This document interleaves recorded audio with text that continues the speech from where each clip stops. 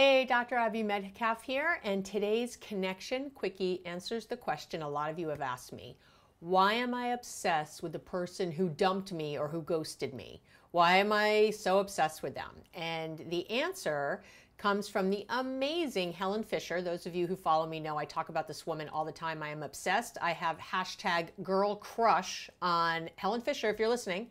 She's a biological anthropologist. She was at Rutgers for a long time, and now she's a Kinsey Senior Research Fellow. She's incredible. Lots of TED Talks. If you haven't seen them, you should check them out.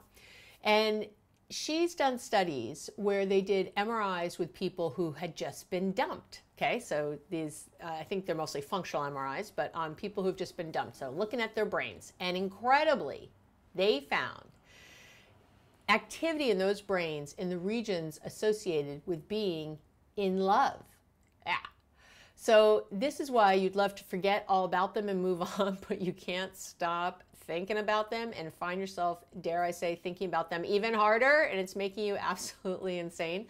All that motivation, all that wanting, focus, and craving is lit up, and the problem is, instead of being focused on the person you love, it's being focused on the person you can't have. I know, because that part of the brain's lit up. These MRIs also showed activity in a part of the brain called the nucleus accumbens. And this is the part of the brain, interestingly enough, that it's a part of the brain that's willing to take the big risks, the huge risks, but it's always calculating what kind of losses you're going to, take on if you take this risk. So this is why you're likely obsessed with what went wrong in the relationship, because your brain is calculating what you've lost. It's thinking about that. So you're sitting there over and over, and I hear you guys. You'll go, if I had done this, if I had said this, what if I had done it this way? Or you'll blame yourself. Oh, it's all because I texted back too early. It's all because I whatever.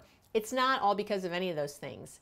This person ghosted or dumped you because they ghosted or dumped you. You're probably not going to be able to figure that out at the end of the day. Some self-reflection is awesome and great. Go see a therapist. Talk to one best friend, but don't talk to a million people about it.